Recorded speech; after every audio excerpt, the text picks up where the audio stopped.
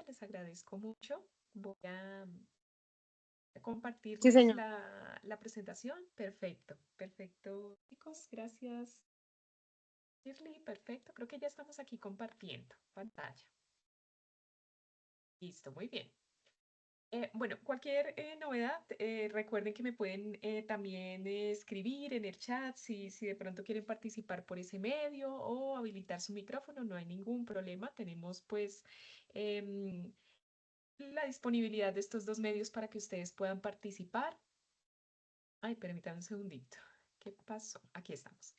Listo, entonces, bueno, agradeciendo primero que todo la puntualidad de ustedes. Buenas noches para todos.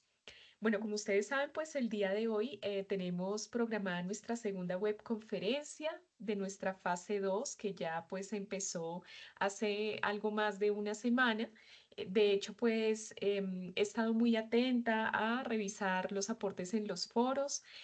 Para sorpresa mía, hemos tenido una muy alta cantidad de participaciones en los foros. He estado pues, normalmente respondo foros en las mañanas y en las tardes, dedico un tiempo para ello. Y bueno, pues he tenido la oportunidad de revisar una gran variedad de aportes, todos pues con una investigación muy completa de lo que se está trabajando en este momento en la actividad en las etapas uno, 2 y 3. Recuerden que nuestra actividad se denomina identificación y caracterización de un problema analítico. Esa es pues nuestra actividad para la fase 2. Bueno, nosotros tenemos hoy nuestra segunda webconferencia que está enfocada principalmente a abordar la etapa 4, que tiene que ver con los ejercicios que vamos a desarrollar en dicha etapa.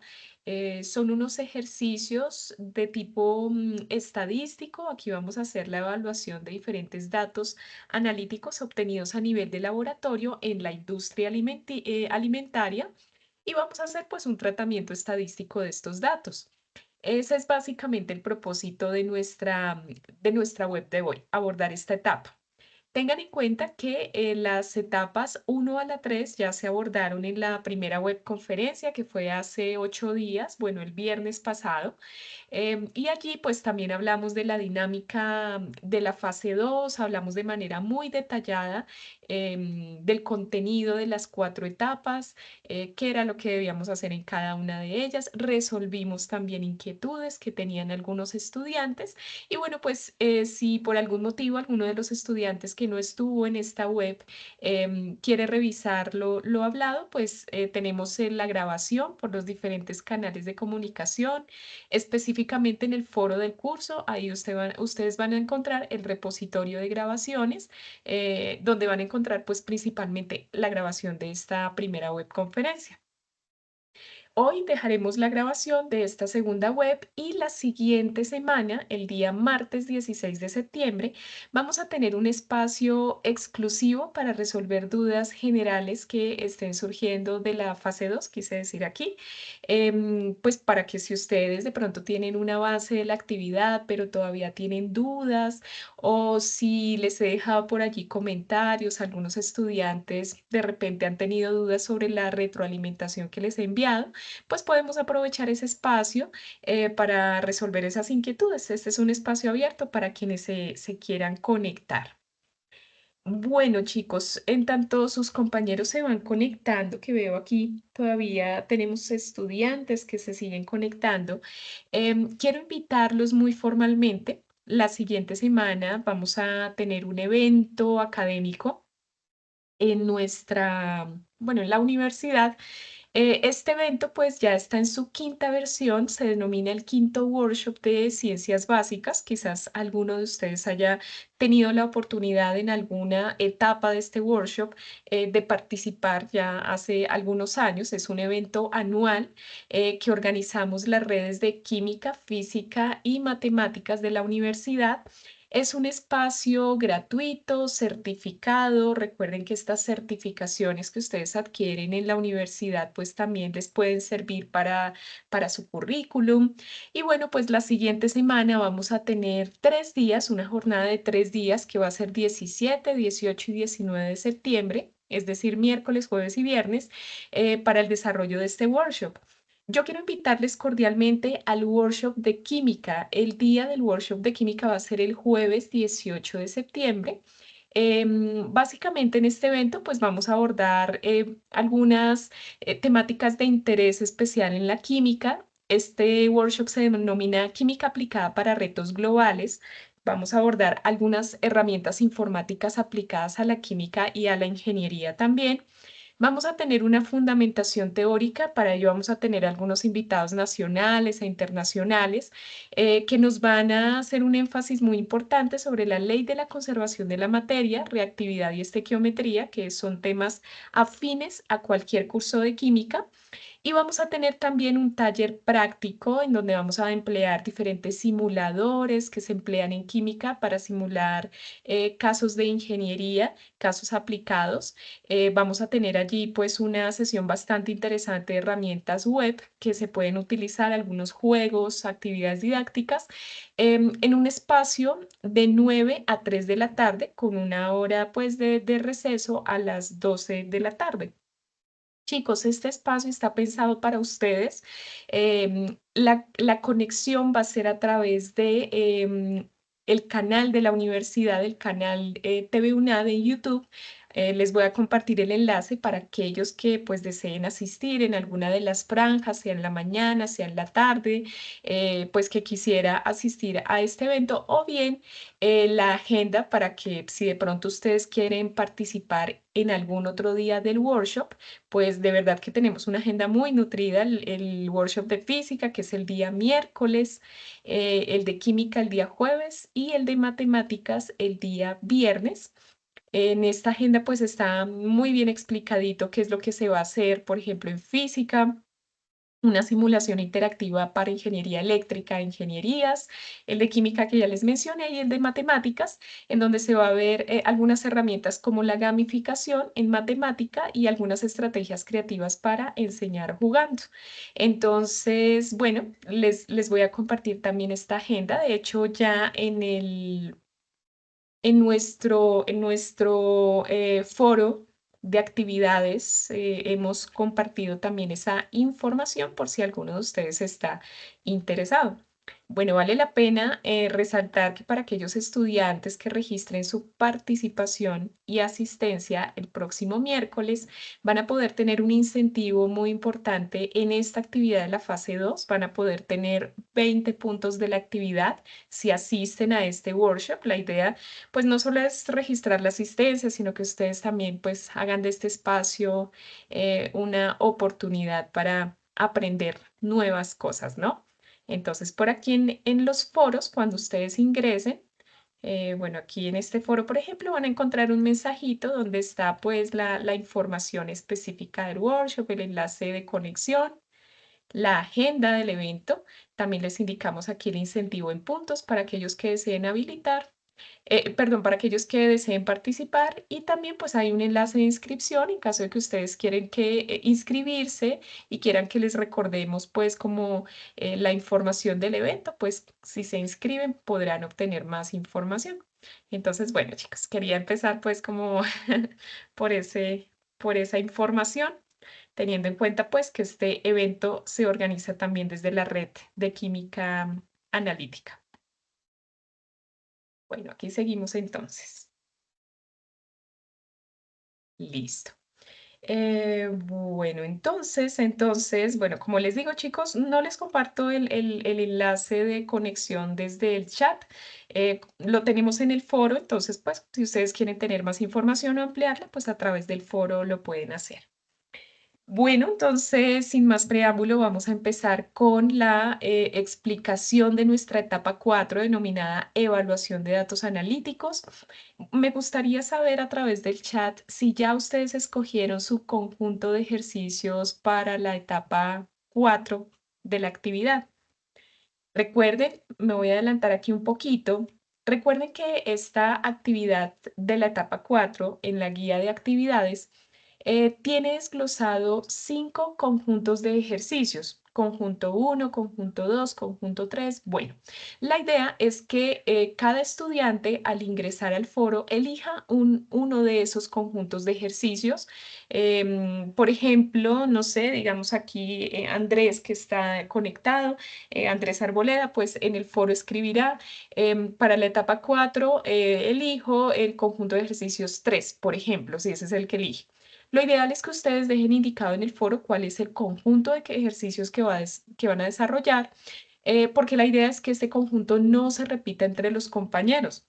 Si llegara a haber un compañero que hace el mismo conjunto de ejercicios que el otro y nunca reportó su elección en el foro, ese conjunto de ejercicios será anulado, es decir, no podremos considerar el desarrollo del compañero si éste ingresó después y adicionalmente desarrolló el mismo conjunto de ejercicios, porque en ese sentido no tendríamos certeza de si el estudiante realmente los hizo a conciencia o los tomó de su compañero que ya los había realizado. Entonces, de ahí la importancia que ustedes desde ahora ingresen al foro y coloquen allí el conjunto de ejercicios que van a desarrollar. Allí en la literatura del curso, en los referentes bibliográficos, tenemos dos libros que de hecho son pues básicamente la inspiración de estos conjuntos de ejercicios. O sea, estos ejercicios no se redactan de la nada, normalmente tomamos un referente para ellos. Y tenemos pues los libros de referencia que son Estadística y Muestreo, que está allí en los referentes bibliográficos del curso, y el libro Análisis Químico de Alimentos, que este básicamente es el libro base de nuestro curso de química analítica. Entonces, bueno, les agradezco me hagan saber a través del foro si ya escogieron su conjunto de ejercicios. Bueno, buenas noches para los que se van conectando. Jenny, Diana, Joiner, buenas noches. Listo, chicos. Bueno, entonces voy a ingresar por aquí también al chat para poder leerlos. Vamos a ver, permítanme un segundito.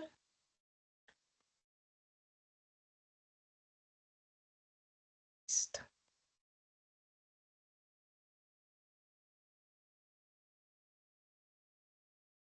A ver, permítanme un segundito. Ya, vamos a ingresar entonces aquí al chat. Bien. Bueno, entonces, allí en el anexo 2 de consolidación de la fase 2, ustedes van a tener un espacio en el cual van a poder consolidar su conjunto de ejercicios. Hay un espacio para, cada conjunto de ejercicio está integrado por tres numerales o por tres ejercicios. Uno de ellos que tiene que ver con unos cálculos estadísticos que les voy a explicar a continuación, y el ejercicio 2 y 3 que tiene que ver con una pregunta de análisis estadístico basada en los resultados obtenidos en el ejercicio 1. Entonces, importante que ustedes sepan que allí en nuestro anexo 2 vamos a ir desarrollando la actividad. ¿Dónde se encuentra el anexo 2? Ya ustedes lo saben, en el mensaje de apertura del foro de interacción, ahí encuentran adjunto al mensaje de apertura el anexo 2 para el desarrollo de esta actividad. Este conjunto de ejercicios tiene una ponderación de 35 puntos. Recuerden que nuestra actividad tiene una calificación de 70 puntos, entonces 35 puntos están allí involucrados en esta actividad. La idea, permítanme un segundito, yo coloco por aquí una plumita. Ya. Bueno, la idea aquí es que tengamos en cuenta, permítanme un segundito, por favor. Bueno, eh, la idea es o se tiene contemplado que el desarrollo de estos ejercicios se realice entre el 18 al 24 de septiembre. Hoy estamos a 11 de septiembre. En principio, pues de acuerdo con nuestra agenda propuesta de trabajo, pues esperaría que ustedes ya estuvieran iniciando la etapa 3, el desarrollo de la etapa 3. Ya tengo algunos estudiantes que van muy adelantaditos en el proceso, que están finalizando etapa 3, pero para los que no han empezado todavía, pues recuerden que en este momento estamos en el desarrollo de las primeras tres etapas de la actividad. Seguido de esto, pues podemos continuar con el desarrollo de estos ejercicios. La actividad finaliza el 26 de septiembre.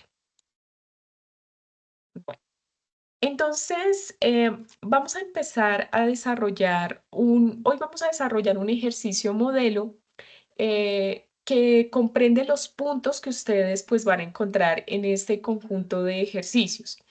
Vamos a hacer un ejercicio modelo pues para que ustedes vean cuál es la estrategia de desarrollo y a partir de este pues si surgen preguntas las iremos revisando.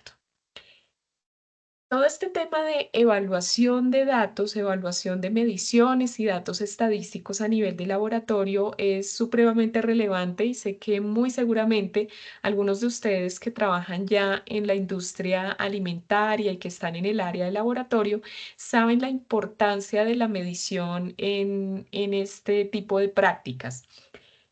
Normalmente, pues la manera de garantizar una buena precisión y exactitud en el trabajo que nosotros realizamos en el laboratorio se logra tomando no solo una, sino varias mediciones de un parámetro en particular. Cuando nosotros tenemos una gran cantidad de mediciones, esto mediante un análisis estadístico nos va a dar una serie de resultados mucho más confiables. Este concepto de precisión y exactitud es muy importante en química porque la exactitud, por ejemplo, se refiere a qué tanto las mediciones que tomamos se acercan a un valor teórico, a un valor verdadero, que ya se encuentra en la literatura, por experimentos que ya están validados, que ya están reportados. Entonces, si nosotros queremos replicar una metodología en el laboratorio, lo ideal es que nuestros valores se acerquen a ese valor verdadero. Cuando eso ocurre, hablamos de exactitud. Ahora bien, cuando los valores que nosotros tomamos en el laboratorio se acercan entre ellos hay una cercanía importante, hablamos de precisión. Aquí no estamos comparando con ningún valor teórico ni verdadero, más bien estamos considerando la cercanía entre los valores medidos. Dicho esto, por ejemplo, tenemos aquí pues un ejemplo muy común para resaltar este concepto de precisión y exactitud y son tres tableritos de dardos. En cada uno de estos, pues nosotros podemos considerar que el centro de ese tablero de dardos es considerado el valor esperado, el valor teórico, el valor real.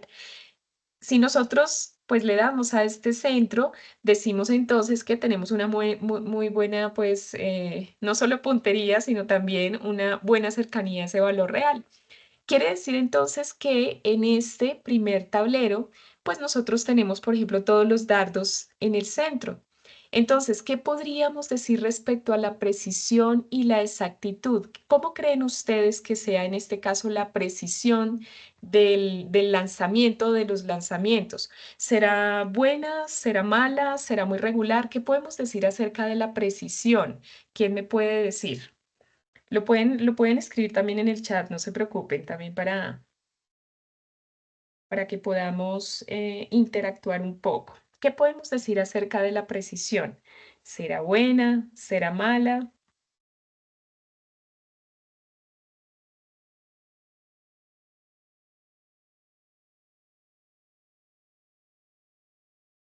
¿Qué podemos decir, chicos? Cuéntenme.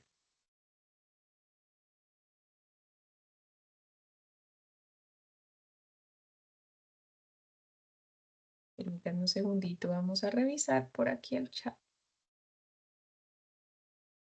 Bueno, aquí estamos, se siguen uniendo estudiantes.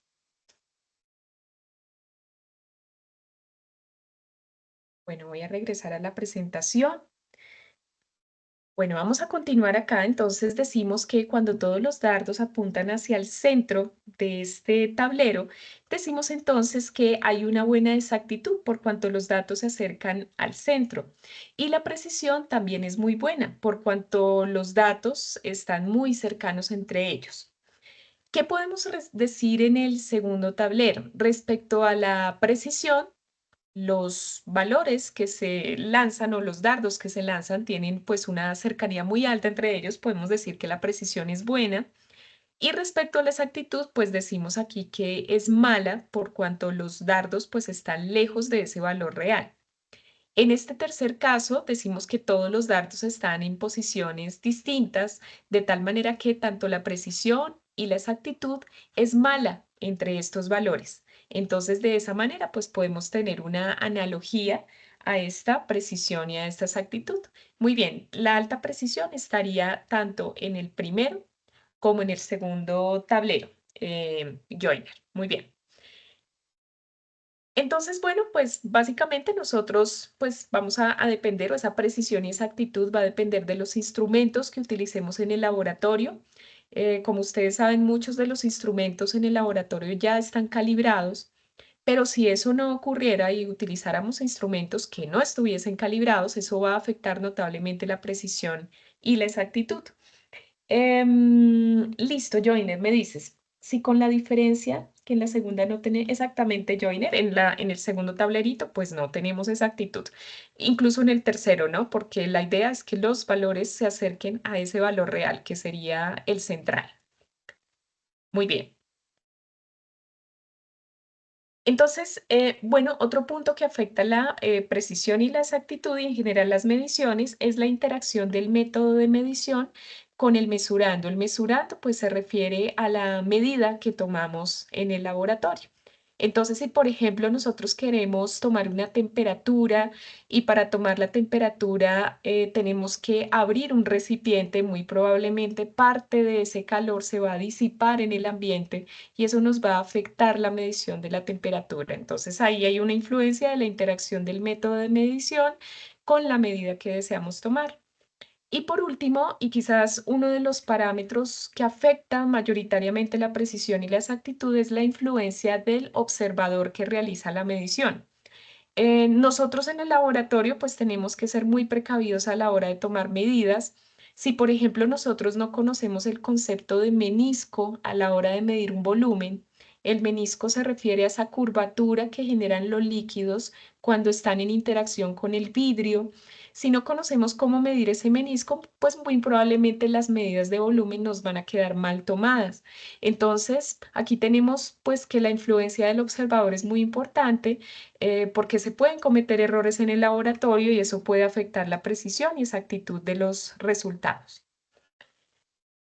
Nosotros pues vamos a calcular varios parámetros asociados a esa precisión y exactitud.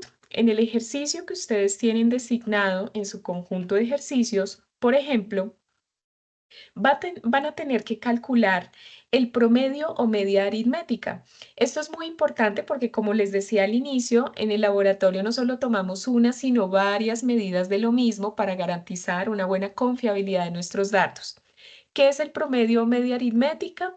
En el promedio o media aritmética hacemos una sumatoria, este es el símbolo de sumatoria, de cada uno de los datos individuales que tomamos en el laboratorio. El dato 1, el dato 2, el dato 3, entre otros. Y esto lo dividimos en el número de mediciones o el número de medidas que tomamos en el laboratorio. Ese es el promedio. El promedio es un valor intermedio a todos los datos o a toda nuestra población de datos que hemos colectado. Ese es el promedio. Tenemos otro dato, otro parámetro que vamos a calcular, que es la desviación estándar. Se denomina S, lo vamos a denominar S sub X, y la desviación estándar es básicamente la raíz cuadrada. ¿De qué? De la sumatoria de los datos individuales o de cada dato individual menos el promedio elevado al cuadrado. Quiere decir, si por ejemplo yo tengo tres datos, entonces en este numerador la desviación estándar va a estar representada por el primer dato menos el promedio elevado al cuadrado, más, porque recordemos que es una sumatoria, más el segundo dato menos el promedio elevado al cuadrado, más el tercer dato menos el promedio elevado al cuadrado. Todo eso en el denominador y lo voy a dividir en n-1. N-1 estadísticamente hablando se denomina grados de libertad. Estos son los grados de libertad n-1, que son las medidas tomadas menos la unidad. Si son tres datos, pues 3 menos 1, si son cuatro datos, 4 menos 1, así sucesivamente, y a este resultado le sacamos la raíz para obtener la desviación estándar. La desviación estándar y el coeficiente de variación son parámetros de precisión, es decir, me indican qué tan cercanos están los valores medidos. El coeficiente de variación que me expresa la dispersión de mis datos lo voy a poder calcular con la desviación estándar que tengo aquí, cuando ya la haya calculado, dividido en el promedio por 100. Ese sería mi coeficiente de variación. Y por último, tenemos un parámetro muy importante que es el error relativo, conocido también como porcentaje de error. ¿Cómo calculamos el porcentaje de error? Lo calculamos calculando el error absoluto dividido en el valor absoluto por 100. Me explico. El error absoluto, pues como su nombre lo indica, es un valor absoluto, quiere decir que no tiene signo. Si nos diera negativo, lo dejamos sin signo. El error absoluto es el promedio que hemos calculado menos el valor considerado como real o teórico. XA va a ser nuestro valor real o teórico. Es decir, si por ejemplo o estamos tomando mediciones de densidades del agua, pues vamos a considerar que ese valor real va a ser la densidad teórica del agua. Esa en teoría no la deberían brindar porque ya se encuentra tabulado, se encuentra en la literatura. Esa resta será el error absoluto. Ya que tenga el error absoluto, pues lo divido en el valor real o teórico por 100 y eso me va a dar el porcentaje de error que voy a calcular para mis ejercicios. Bueno, entonces, bueno, pues vamos a poner en práctica esta partecita. Permítanme un segundito, que creo que la pantalla me parece que no se está viendo completa. Permítanme.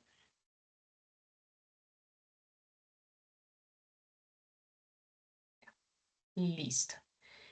Chicos, solo para reconfirmar un momentito, ustedes están viendo mi pantalla, ¿verdad? Solo para, para confirmar. Vamos a avanzar aquí donde vamos. Vamos a hacer un ejercicio modelo, pero quiero confirmar con ustedes que estén viendo mi pantalla. Vamos a ver, creo que sí estamos viendo la pantalla, ¿verdad? Listo, Joiner, muchísimas gracias. Bueno, vamos a continuar entonces aquí. Vamos a hacer el siguiente ejercicio y bueno, es muy importante este ejercicio porque básicamente aborda todos y cada uno de los puntos que ustedes van a ver en su ejercicio en la guía de actividades. Ustedes van a tener ejercicios de diferentes tipos, casi todos enfocados a la industria alimenticia. Yo me voy a permitir hacer este ejercicio que básicamente tiene todos los parámetros que vamos a abordar. Entonces, bueno, permítame un segundito otra vez. Vamos a colocar aquí un puntero láser nuevamente. Y si no, opciones de puntero, una plumita, a ver si se deja esto. En teoría sí. Ya está. Listo, chicos. Bueno, entonces, ¿cuál es el ejercicio que vamos a desarrollar? El ejercicio que vamos a desarrollar es el siguiente, otra vez. El ejercicio que vamos a desarrollar es el siguiente. Decimos que en la determinación de densidad a la temperatura de laboratorio se tomaron medidas de masa de líquido, aquí nos referimos al agua, cada 5 mililitros, es decir, se tomaron medidas de 5 mililitros repetidas veces de agua y a cada medida se le halló su masa, se halló la masa cada 5 mililitros. Esto empleando una bureta. Para ello se obtuvieron los siguientes datos de densidad. La densidad se representa en gramos sobre mililitro. Quiere decir que con la masa obtenida y el volumen correspondiente, pues se halló la relación masa sobre volumen, densidad del agua. Siendo el valor real o teórico de la densidad a la temperatura de trabajo 0,993 gramos sobre mililitro. Este sería nuestro valor real, ese valor que vamos a utilizar en el momento de calcular el porcentaje de error. Entonces, ¿qué datos nos dan? Nos dan la densidad del agua en las diferentes mediciones. Se tomaron 6 medidas en el laboratorio. Ese va a ser nuestro parámetro, 6 medidas. Entonces, la densidad del agua para la primera medida, pues está aquí, 0,966, la segunda medida 0,986, la tercera medida 1,022, así sucesivamente hasta llegar a la sexta medida, que es 1,001, todo esto en gramos sobre mililitro. Si ustedes observan, todos los datos son diferentes entre estos. No sabemos en sí si tienen precisión o tienen exactitud, eso lo vamos a ver a partir de las operaciones que realicemos. Vamos a calcular en primera instancia el promedio estadístico, luego vamos a calcular la desviación estándar, seguido vamos a calcular el coeficiente de variación. Posteriormente vamos a calcular el error absoluto y el porcentaje de error relativo, todo esto mediante las fórmulas matemáticas que ya revisamos. Y por último, y no menos importante, vamos a hacer dos pruebitas de descarte para saber cuál de estos datos debería no ser considerado o podría estar afectando la precisión o exactitud de nuestros resultados. Para ello vamos a hacer una prueba que se denomina intervalo de confianza, empleando un análisis de student a dos colas con un nivel de confianza del 95%. Ahorita les explico en qué consiste el análisis de student. Y también vamos a hacer un ejercicio empleando el estadístico Q de Dixon. El Q de Dixon es una prueba de descarte y vamos a ver al 95% de confianza si se puede descartar alguna de las medidas que están tomadas aquí, si debe descartarse porque afecta o no la precisión y la exactitud de los resultados. Entonces, bueno, vamos a ver cómo aplicar pues estos parámetros. Lo primero que ustedes deben hacer con su grupo de datos, con el conjunto de datos que ustedes tienen asignado, es calcular el promedio estadístico. El promedio estadístico, ¿cómo lo calculamos? Sumando cada uno de los datos individuales, vamos a hacer la suma total de los datos individuales y vamos a dividirlo en n, que es el número de medidas. Entonces, tenemos lo siguiente. Vamos a tomar cada uno de los datos. Ustedes van a tomar su colección de datos y los van a sumar todos y lo vamos a dividir. En este caso particular para este ejercicio sería 6 el número de mediciones. Si nosotros hacemos pues esta operación, esperaríamos que el promedio, conocido también como media aritmética, nos generara un valor en el cual, o es un valor en el cual se acercan todos los resultados. Es como si nosotros tuviéramos una curva con nuestros datos y en la mitad de esa curva va a estar el promedio. Ese es el dato promedio de nuestros datos. Entonces decimos aquí que el promedio para esta colección particular de datos pues va a ser igual a 0,994 gramos sobre mililitro. 0,994 gramos sobre mililitro. Quiere decir que este valor, el promedio, va a ser un valor intermedio a todos estos 6 datos. Es un valor que se va a encontrar en la mitad. Entonces, bueno, ese sería el primer cálculo a realizar, el promedio. Toda vez que ustedes ya cuenten con el promedio estadístico, podemos entrar a calcular la desviación estándar. Recuerden ustedes que para la desviación estándar dijimos que tenemos que hacer una sumatoria de cada dato individual de mis mediciones, le voy a restar el promedio y a ese factor lo voy a elevar al cuadrado y lo voy a dividir en n-1. El denominador, pues como es n-1, si tengo 6 datos, pues sería 5, n-1. ¿Cómo me quedaría esta expresión? Me explico para que lo puedan aplicar en su desarrollo. Y aquí es muy importante que ustedes lo revisen porque la idea es que en su actividad ustedes también utilicen el editor de ecuaciones y reflejen estos resultados. Algunos estudiantes me dicen, profe, pero eso no se puede hacer en Excel. Bueno, ustedes pueden hacerlo en Excel para corroborar el resultado, pero la idea es que ustedes sepan de dónde sale ese resultado. Por eso es necesario realizar la operación. Toman cada datico, por ejemplo, el primer dato es 0,966, le restan el promedio, ¿sí? El promedio lo tenemos aquí, y esa resta, ese resultado lo elevamos al cuadrado. A eso le vamos a sumar el segundo dato, 0,986, menos el promedio elevado al cuadrado. Así sucesivamente hasta llegar al último dato, que sería, este último dato es 1,001. Entonces, 1,001 menos el promedio, que lo tenemos aquí, elevado al cuadrado. Esa sería nuestro numerador. Ya que ustedes desarrollen esa operación, que tengamos el resultado, Bueno, aquí yo coloqué como los resultados individuales de cada uno de los paréntesis. Lo dividimos en 5 y a ese resultado le vamos a sacar la raíz cuadrada.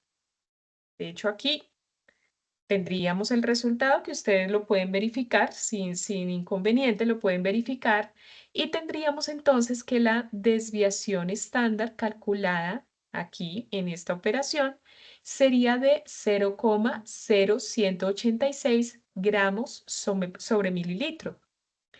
Normalmente a nivel de laboratorio lo ideal es que la desviación estándar sea em, muy inferior a 1, ¿sí?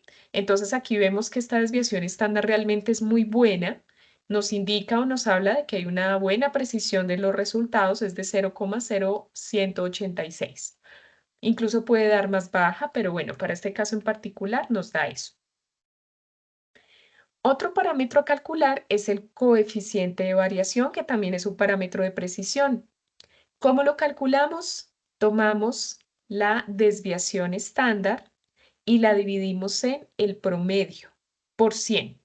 Recuerden que la desviación estándar ya la hemos calculado, el promedio también, simplemente es expresarlo en términos del porcentaje. Entonces, ¿qué hacemos aquí? Tomamos la desviación estándar que se calculó previamente y nos dio 0,0186, lo dividimos en el promedio y esto lo multiplicamos por 100. ¿Listo? No sé si alguno de ustedes me puede ayudar con este cálculo. De paso lo corroboramos aquí, revisamos pues cuánto nos da el coeficiente de variación. Recuerden que es un porcentaje de tal manera que las unidades del coeficiente de variación pues van a ser porcentaje para que lo tengamos presente. No sé si alguno de ustedes me puede colaborar con ese resultado pues para que vayamos avanzando y lo corroboramos por allá en sus calculadoras o celulares. Listo, Joiner, muchas gracias. Perfecto, ahí lo tenemos. 1,87, muy bien. De hecho, lo reportamos así porque nuestra operación tiene tres cifras significativas. Los ceros a la derecha de un número, a la izquierda de un número no son cifras significativas, entonces lo reportamos con tres cifras. Ahí lo tenemos. Listo, entonces ya con nuestro coeficiente de variación, pues ya solo nos queda calcular el error absoluto y el error relativo. Recordemos que para calcular el error relativo necesitamos conocer el error absoluto. Entonces el error absoluto se calcula de manera muy sencilla. Tomamos el promedio y al promedio le restamos el valor real. El valor real dijimos que era 0,993. Entonces realmente pues es un cálculo muy sencillo, teniendo en cuenta que nuestro promedio es 0,994 y le restamos 0,993. Es un valor absoluto. Bueno, aquí la resta nos va a dar un valor positivo, pero en caso de que llegara a dar negativo, como es un valor absoluto, no hay errores absolutos negativos, así que lo dejamos sin signo.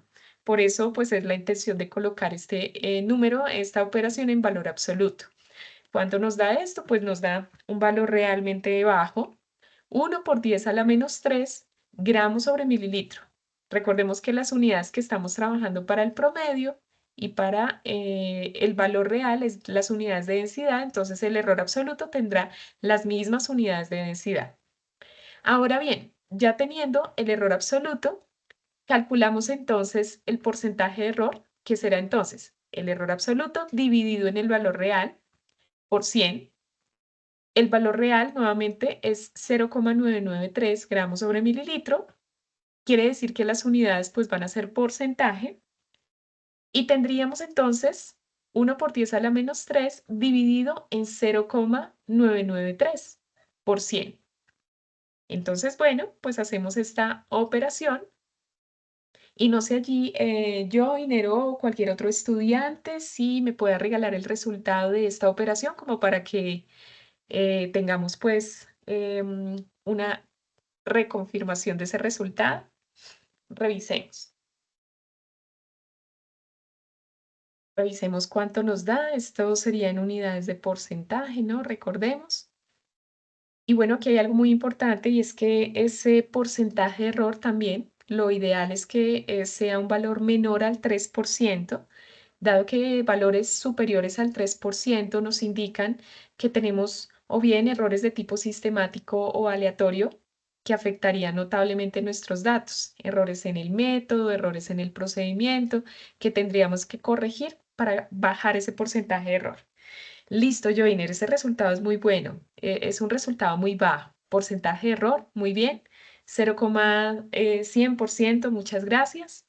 Entonces recordemos, pues lo ideal es que ese porcentaje de error sea menor al 3% para garantizar entonces, pues la buena exactitud de nuestro procedimiento.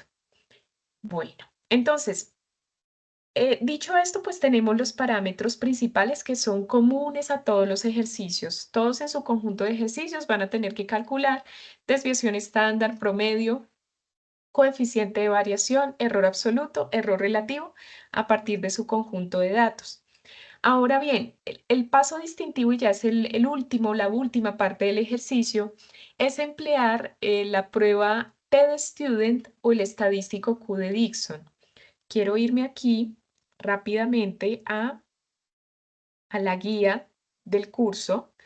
Y de pronto me gustaría que ustedes me comentaran aquí en el chat si ya escogieron su conjunto de ejercicios y cuál escogieron, como para tener una idea de cuál es el para, pues, este estadístico que vamos a aplicar ahora está en algunos ejercicios sí, en algunos ejercicios no.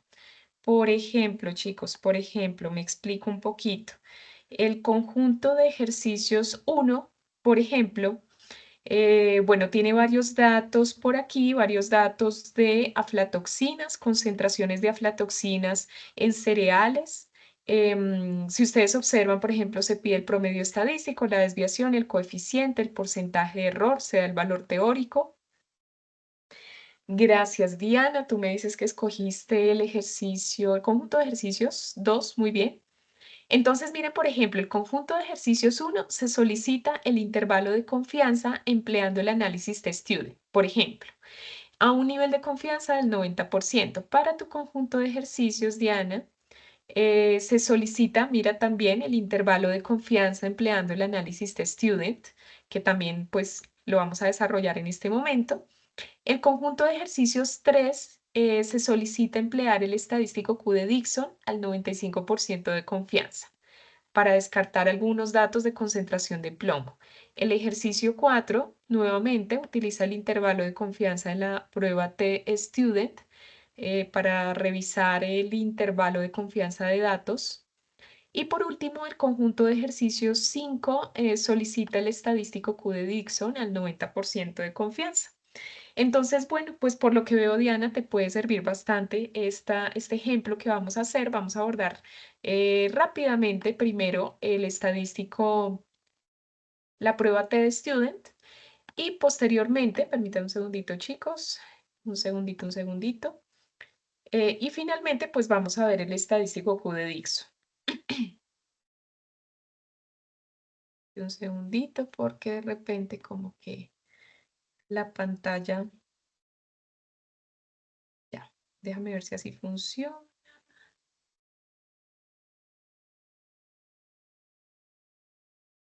Ya, listo. Bueno, entonces vamos a empezar por lo siguiente, Vamos a calcular de esa serie de datos que tenemos, vamos a continuar con esa serie de datos, el intervalo de confianza de esos datos, empleando un análisis T-de-Student a dos colas con un nivel de confianza del 95%. Me explico. ¿A qué nos referimos con la prueba T-de-Student? En esta gráfica vamos a suponer que tenemos todos nuestros datos del menor al mayor, de todo nuestro conjunto de datos, del menor al mayor, representando entonces todo el conjunto de datos el 100%. Y la mitad de esta gráfica representa el promedio de datos. Aquí tenemos el promedio, el valor promedio. Entonces, ¿qué significa hallar nuestros parámetros con un nivel de confianza del 95%? Vamos a estimar el valor menor y mayor que determina ese 95% de confianza de mis datos. 95% de confianza de que mis datos se encuentren alrededor de la media poblacional o del promedio. Quiere decir que aquí, pues básicamente estoy descartando por este lado un 2,5 y por este otro lado un 2,5 de mis datos, un 2,5%, para dejar de lado un 5% de descarte. O sea, realmente lo que voy a tomar es el intervalo del 95% de confianza. Esto me indica entonces si el nivel de confianza es del 95%, y hay un 95% de probabilidad de que la media poblacional se encuentre entre esos límites de confianza calculados. Nosotros en esta prueba lo que vamos a hacer es calcular el límite inferior y el límite superior de este nivel de confianza. Entonces, para hallar el nivel de confianza necesitamos considerar nuevamente la desviación estándar que ya habíamos calculado previamente. Muy importante. Entonces, para establecer ay, ¿qué pasó? Perdón. Para establecer el intervalo de confianza mediante la prueba T, vamos a usar la siguiente ecuación. Intervalo de confianza para la media poblacional va a ser igual a ¿qué? Al promedio más menos. ¿Por qué más menos? Porque voy a estimar un límite de confianza inferior, que sería negativo, y superior, que sería positivo. A ese promedio le voy a sumar o restar, dependiendo el límite que vaya a calcular, un parámetro definido por la prueba T-Student a n-1 grados de libertad. Este parámetro de la prueba T-Student ya está tabulado y depende de mi porcentaje de confianza. Ya lo vamos a ver. Este valor lo voy a multiplicar por la desviación estándar que ya calculé y lo voy a dividir en la raíz de mi número de mediciones, que en este caso particular serían 6 mediciones. Entonces vamos a verlo más en detalle. Para usar el parámetro estadístico T-de-Student, necesitamos identificar en primer lugar los grados de libertad, donde n es el número de mediciones. Quiere decir que para nuestro caso en particular, n-1 sería igual a 5. Recordemos que son 6 mediciones menos 1, 5. Ese sería mi valor de grados de libertad. Dicho esto, la prueba de T-Student tiene una tabulación dependiendo el intervalo de confianza que yo quiera. Deben ser muy cuidadosos en el momento de observar cuál es el porcentaje de confianza que les pide su ejercicio, porque por ahí vi niveles de confianza del 90%, del 95%, 99%. Podemos utilizar esta tabla. Que claro, de hecho, si ustedes desean, pueden tomarle un pantallazo a esta tablita porque ustedes la van a necesitar. Yo eventualmente la estaré compartiendo en los foros para que ustedes pues puedan utilizarla en la prueba T-Student. Entonces, dicho esto, los grados de libertad de mi ejercicio, en este ejercicio es de 5, los grados de libertad, voy a trazar una línea por acá, y el intervalo de confianza que yo voy a calcular es del 95%. Quiere decir que el parámetro T-Student para mi caso, mi ejercicio en particular, es de 2,57 para 5 grados de libertad y para un 95% de confianza. Ese es el valor que yo voy a tomar en mi ecuación. Entonces, Tn-1, que es el parámetro de T-Student, va a ser igual a 2,57 para 5 grados de libertad. Vamos a ver cómo lo aplicamos, ya solo me falta aplicar la ecuación. Vamos a calcular los intervalos de confianza. Recuerden que me baso en esta formulita, nada más que la voy a separar en dos formulitas si es más o si es menos. El límite inferior de mi gráfica, que sería este de aquí, lo voy a calcular de la siguiente manera. Promedio menos mi parámetro de T-Student, que ya por allí vimos que era de 2,57, ahorita lo retomamos, lo voy a multiplicar por la desviación estándar que ya la había calculado. Por aquí tengo el valor como recordatorio. Aquí está mi desviación estándar, en gramos sobre mililitro. Lo multiplico y lo divido en la raíz de n, que sería raíz de 6. Eso sería mi límite inferior. Y mi límite superior, pues va a ser básicamente lo mismo, nada más que ahora debo a ese promedio sumarle este resultado para calcular el límite superior, es decir, este límite de acá. Vamos a ver entonces el límite inferior. Vamos a ver el límite inferior. ¿Cómo lo calculo? Pues tomo el promedio que lo tenemos acá. 0,994, perdón. Para mi límite inferior resto la siguiente fracción, 2,57, que es el valor de mi estadístico T de student, por la desviación estándar, dividido en la raíz de 6. Ese sería mi límite inferior dentro de mi prueba. No sé, chicos, si alguno de ustedes allí en sus calculadoras me ayuda pues a reconfirmar este valor como para que tengamos un resultado.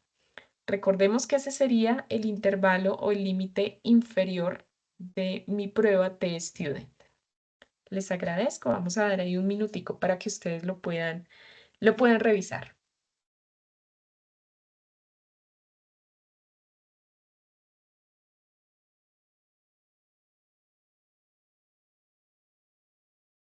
Vamos a revisar si alguno de ustedes me ayuda con este cálculo.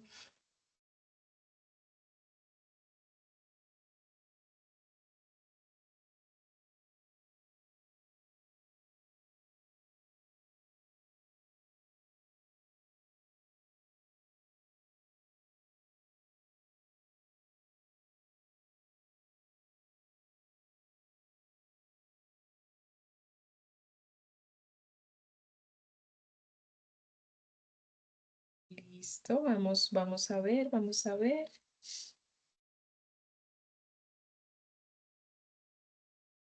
Recordemos entonces, este es el límite inferior. Déjenme ver, sí.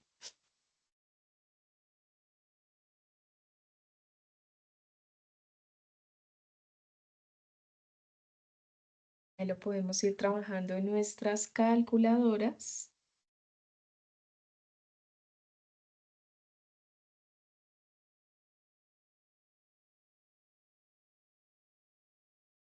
Listo, vamos a ver. No sé si de pronto tú, Diana, tienes el resultado. Joiner, Jenny, Diana, Andrés Felipe, Shirley, Michelle. Listo, Joiner, muchas gracias. Vamos a ver, vamos a ver.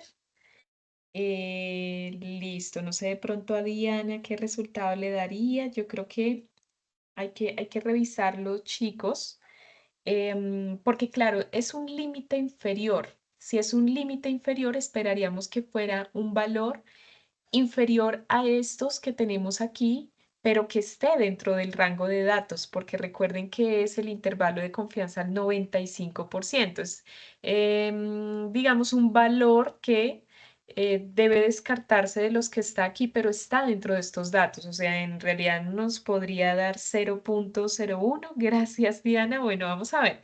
Porque bueno, aquí recomendación, primero multipliquen 2,57 por 0,0186. Ese resultado divídanlo en la raíz de 6. Ya que tengan este resultado, pues entonces a 0,994 réstenle este resultado para que ustedes tengan pues la certeza de ese límite inferior. Esperen un segundito. Bueno, aquí hay algo muy importante que voy a colocar en la presentación y son las unidades, porque este resultado nos da en gramos sobre mililitro. Gramos sobre mililitro. Sí, porque son unidades, pues básicamente es una unidad de la media poblacional. Entonces, esto es mililitro con mayúscula. Ahí está.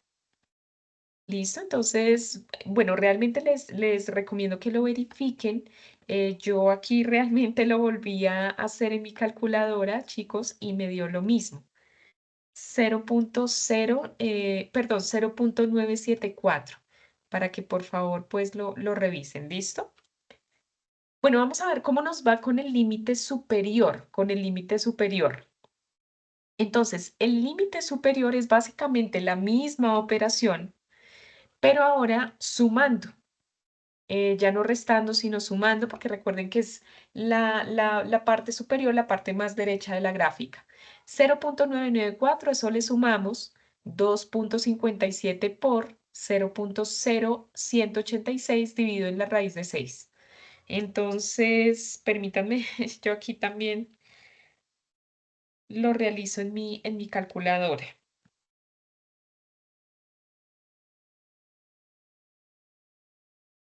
y de la raíz de 6. Vamos a ver.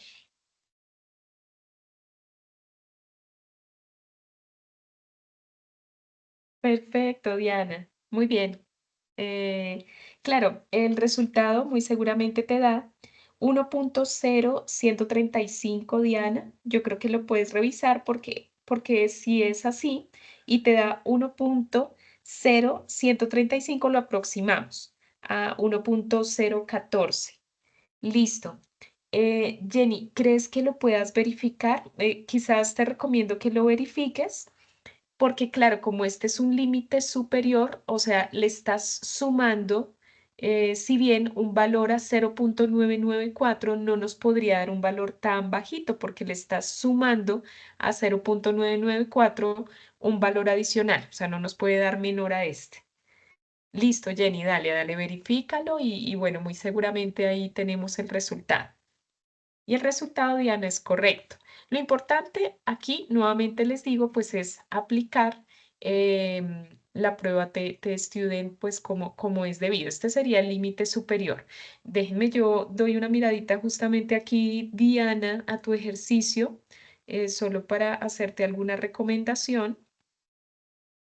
Aquí en tu ejercicio 2, por ejemplo, ¿cuántos datos tienes? Los datos te dan unos valores de concentración de ácido oxálico, 1, 2, 3, 4, 5, 6 valores, y te piden utilizar la prueba T-Student al 90% de confianza. O sea, quiere decir en este caso que, eh, de pronto para que lo consideremos aquí, en la prueba, tú tendrías entonces un 90% de confianza y un valor de 5 grados de libertad. O sea, el valor que tú emplearías para la prueba de Student sería 2,02, por ejemplo.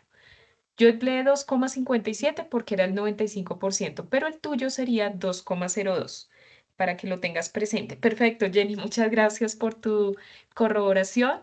De hecho, si tú también tienes un conjunto de ejercicios similar, pues ya sabrías cómo aplicarlo. Dicho esto, entonces, solo para que ya podamos finalizar el ejercicio, el límite inferior de esta prueba de estudio sería 0,974. ¿Qué quiere decir? Que gráficamente hablando, déjenme ver si, bueno, no tengo aquí la gráfica, pero gráficamente hablando me indica que valores por debajo de este valor ya están fuera de ese 95% de confianza. Si reviso mis datos, este valor 0,966 es el único de todos mis datos que se encuentra por debajo de 0,974. Es el único valor. Quiere decir que ese se encuentra fuera del rango de ese 95% de confianza.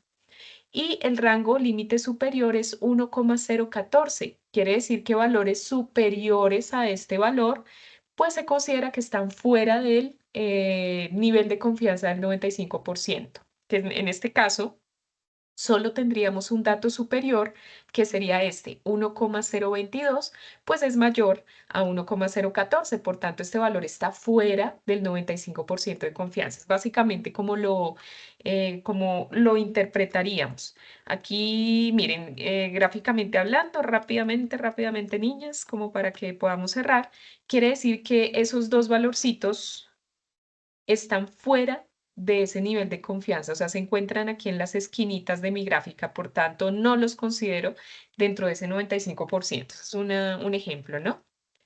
Entonces, esa sería la aplicación del estadístico de Student.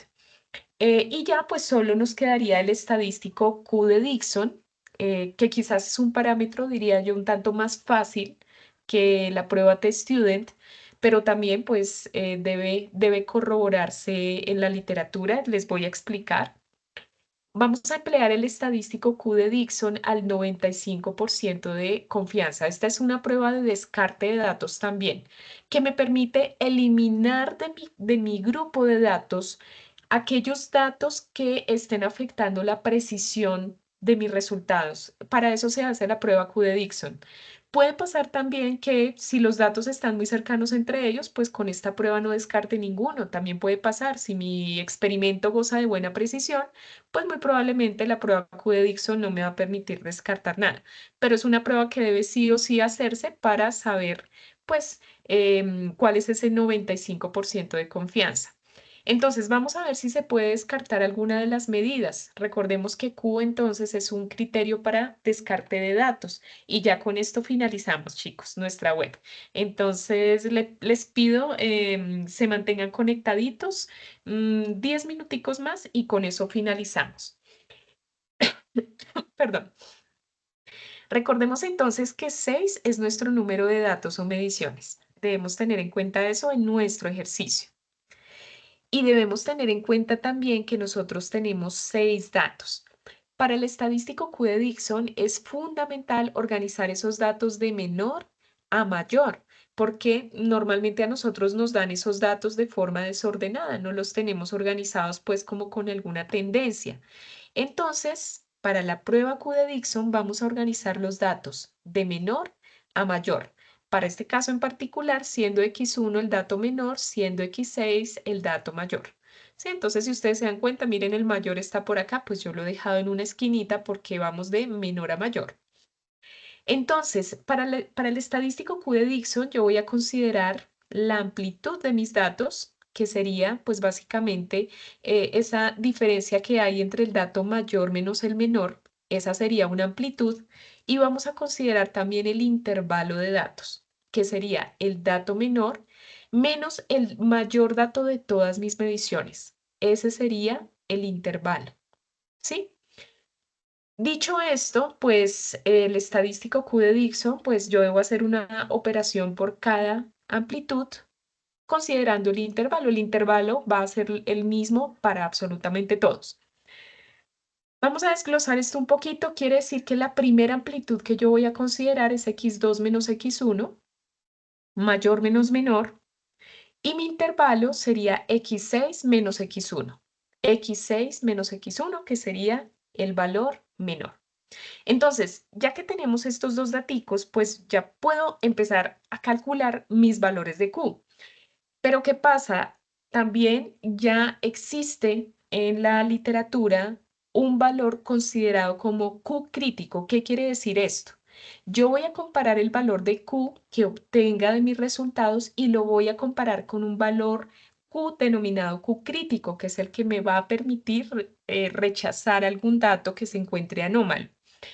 Entonces, por ejemplo, ¿cómo voy a utilizar esa tablita?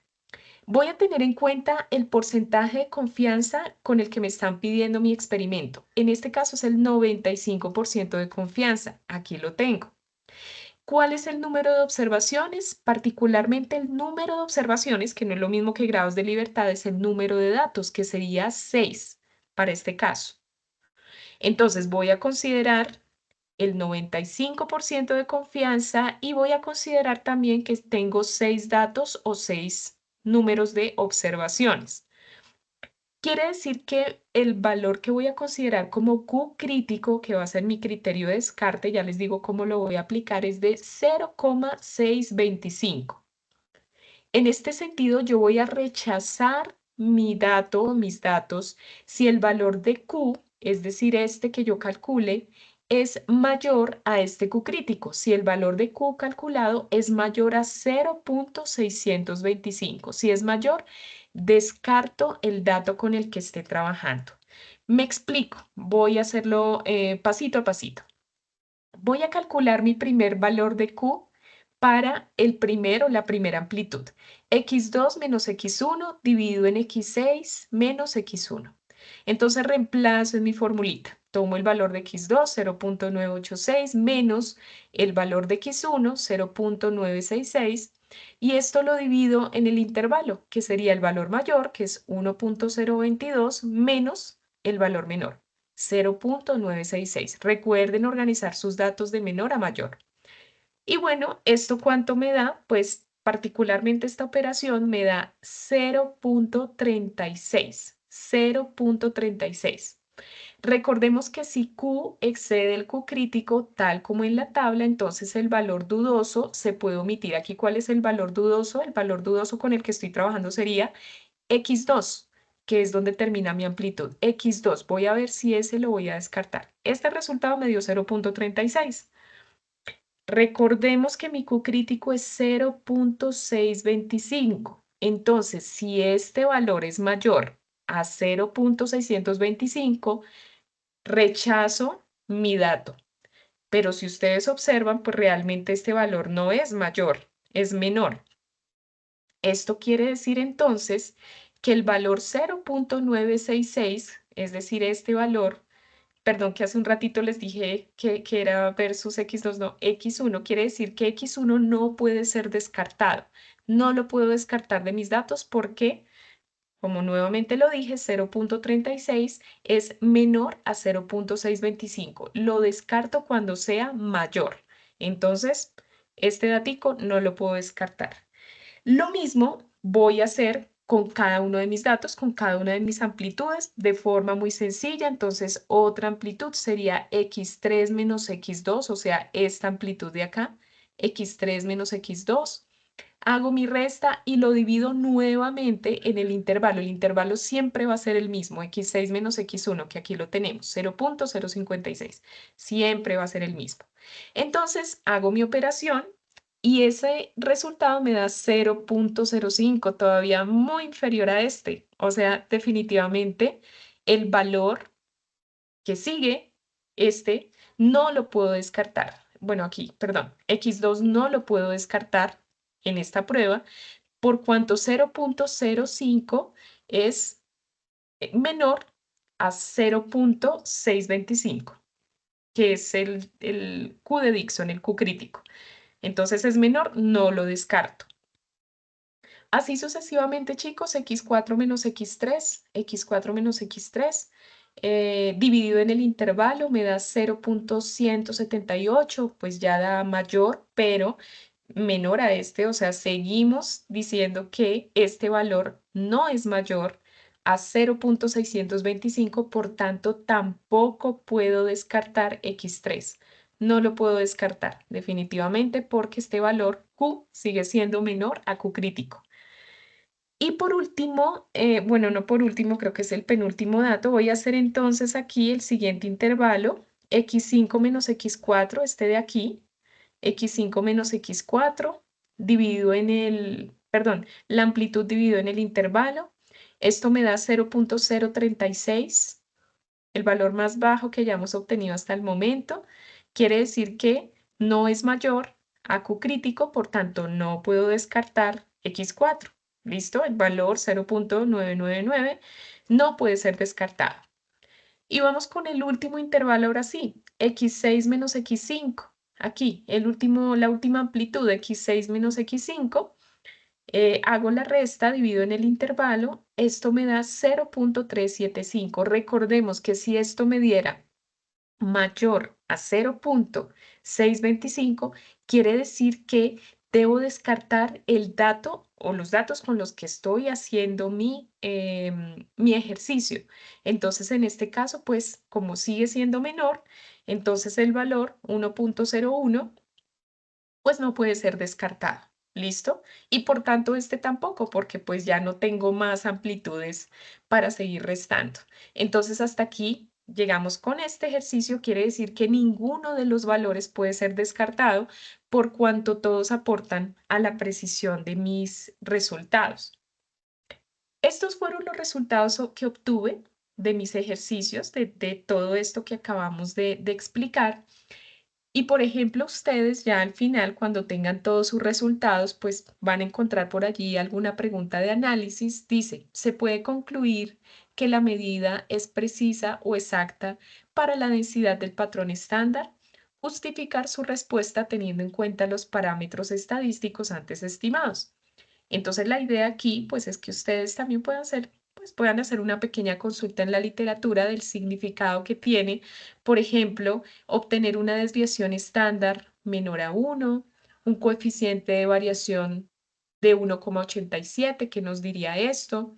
El error absoluto aquí, o más bien el porcentaje de error también nos dio menor a 1. Entonces, miren, ¿qué podemos decir respecto a estos resultados? Por ejemplo, que un error relativo, que aquí lo tenemos, de 0,100%, significa que la magnitud de error es muy pequeña, y lo dijimos al inicio, si es menor al 3% se considera pues baja, Entonces es muy pequeña en relación con el valor real de la cantidad medida, lo que indica una alta precisión. Este pequeño porcentaje muestra que la estimación o medición es muy cercana al valor verdadero, ya que el error es apenas una fracción mínima del total. Este porcentaje de error es muy bajito, quiere decir que es muy bueno.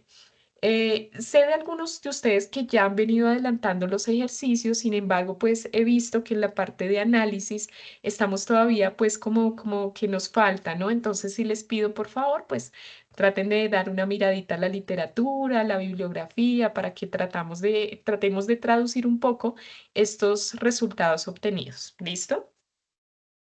Chicos, básicamente ese es el desarrollo del ejercicio. La siguiente semana, nuevamente les digo, vamos a tener un CIPAS para que ustedes vayan avanzando en el desarrollo de su actividad y podemos desde allí pues tratar de resolver lo que haga falta. Si ustedes tienen dudas puntuales, pues las vamos viendo, no hay ningún problema. La idea pues es que ustedes desarrollen su anexo con la fase 2 que lleva portada, introducción, lleva tres tablitas donde van a desarrollar las etapas uno, 2 y 3. También desarrollan el conjunto de ejercicios. Vamos a registrar unas conclusiones y bueno, las referencias bibliográficas que van a ir a lo largo del documento. Ese documento lo vamos a entregar máximo el 26 de septiembre, esa es la fecha límite. En el entorno de aprendizaje y evaluación tenemos un espacio para la entrega de la actividad. Entonces, esa es pues como la ruta para que ustedes la tengan presente. Próximo martes 16 de septiembre, pues nos veríamos para el CIPAS, invitándolos muy cordialmente a que asistan.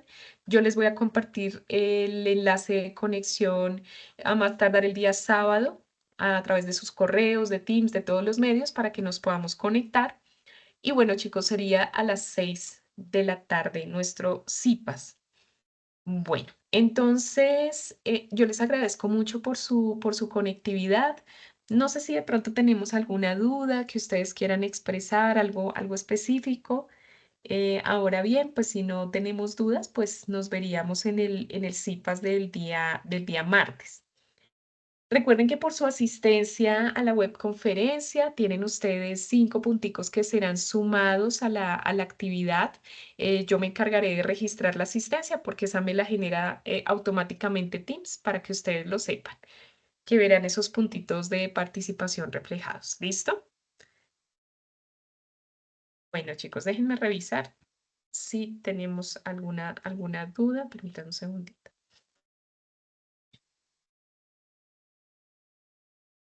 Listo, Lady, cuéntame. Veo tu manita levantada. Puedes habilitar tu micrófono. No sé si tenías la manito levantada ya desde hace rato. No la había visto levantada, pero puedes activar tu micrófono.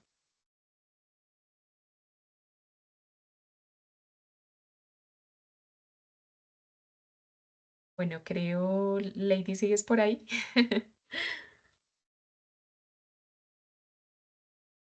Bueno, chicos, ¿tenemos alguna duda? Bueno, vamos a ver si Lady se conecta de su manito levantada, pero pues no sé si realmente tenga alguna duda.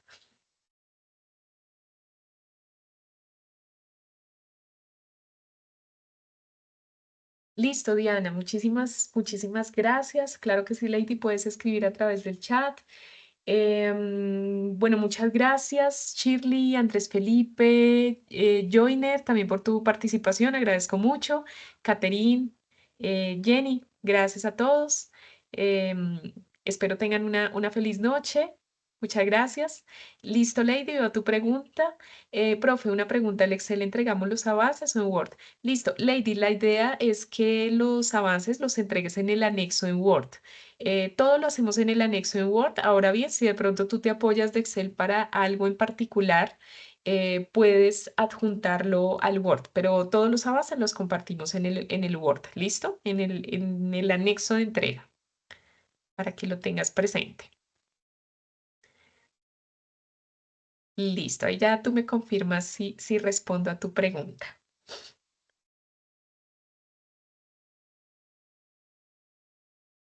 Listo, chicos, muchísimas gracias por su conexión. Em, el de entrega me aparece en Excel. ¿Será Lady que sí lo estás revisando bien? Porque, bueno, mira, te muestro rápidamente que aquí en el campus virtual, mira, yo estoy en este momento en un foro cualquiera, en un foro del curso, pero no sé si de pronto estás confundiéndolo con algún otro curso que tengas registrado, porque mira el anexo aquí. En el mensaje de partida del foro encuentras el anexo de consolidación de la actividad y es un archivo en Word. Entonces no sé si de pronto, ay, bueno, aquí me sacó el campus virtual, pero este es este es el anexo. Listo, Jenny, con muchísimo gusto. Entonces, no sé, Lady, si de pronto lo estás confundiendo con algún otro documento, pero míralo, es un archivo en Word donde tú registras la portada, introducción, empiezas a desarrollar la fase individual. Entonces, mira, todo está creado en Word. Más bien yo te invito de pronto a que revises en el mensaje de apertura del foro porque de pronto descargaste el que no era, ¿sí?